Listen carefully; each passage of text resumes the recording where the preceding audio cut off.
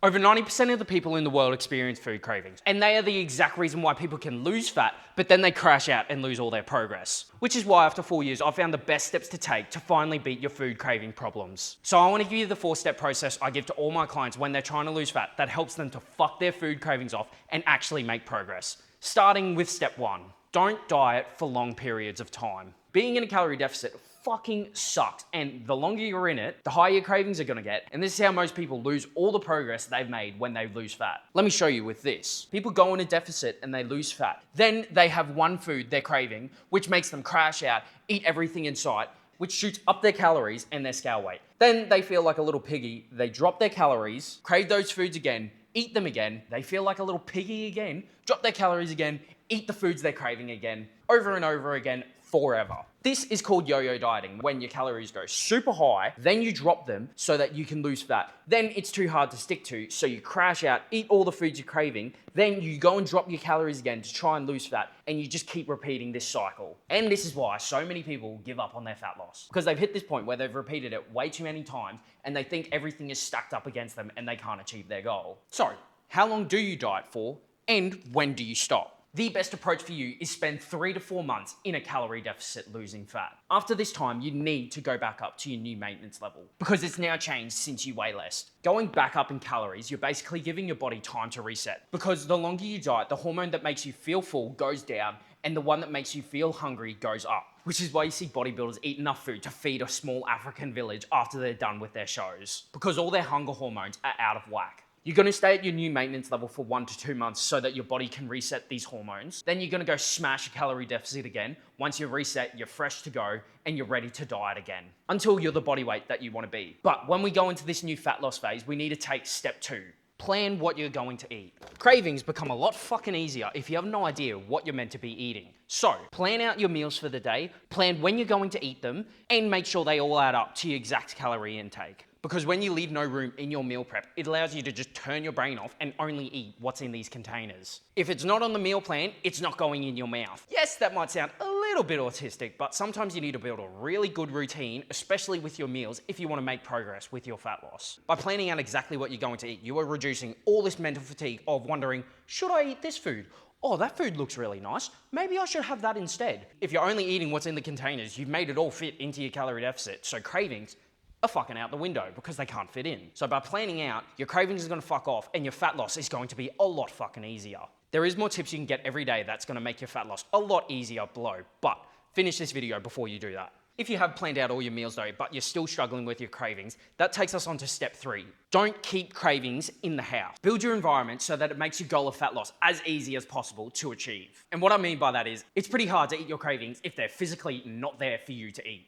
I'll tell you a story. This is what I did for my bodybuilding show.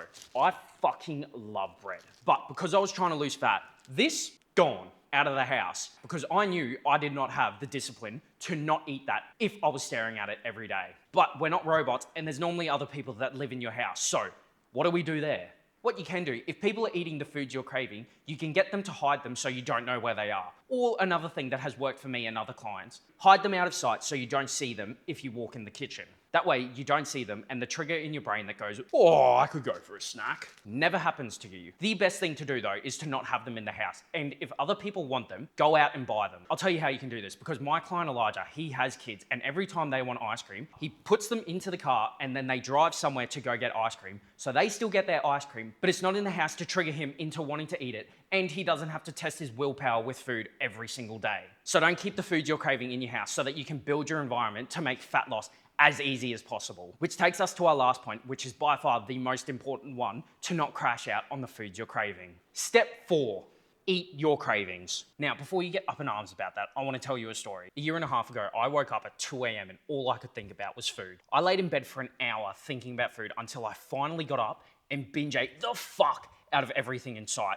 I ate cereal, I ate some of these chocolate bars, and I ate ridiculous amounts of bread. All at 3 o'clock in the morning because my cravings were through the fucking roof. This wouldn't have happened if I was eating those foods every day, and let me explain that. Think about this cup being your cravings. You're always going to be craving food, but having small amounts of the food you're craving every day, your cravings stay at the same level and it won't overfill. But if you don't eat the foods you're craving and cut them out altogether, this level gets too high and it spills out.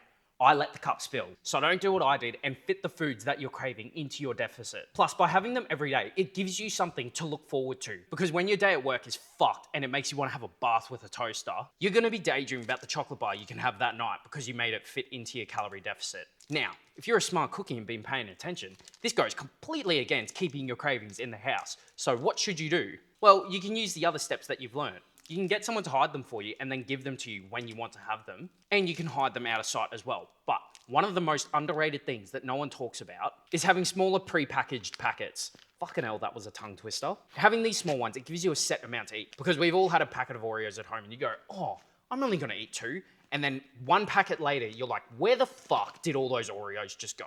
If you have these small packets, you're way more aware of how much you're actually eating. And it's all portioned out, so you can just grab one of these and know this is how much you're going to eat for the day. Because it's fucking hard to only eat 2 biscuits when you're staring down the barrel of the whole packet. Fuck doing that. These, eat the packet, you're all done. That's why you need to be eating your cravings every single day. You're gonna make your fat loss so much easier because you're getting a little hit every single day, so it's gonna make you not crave them as much. And that's the 4 steps I used to finally fix my cravings problem after 4 years. If you want more help with your fat loss to make it way fucking easier, there's a link in the description for 31 ways in 31 days to improve your fat loss. And if you wanna know how many calories and how much protein you should be eating, you should probably watch this video.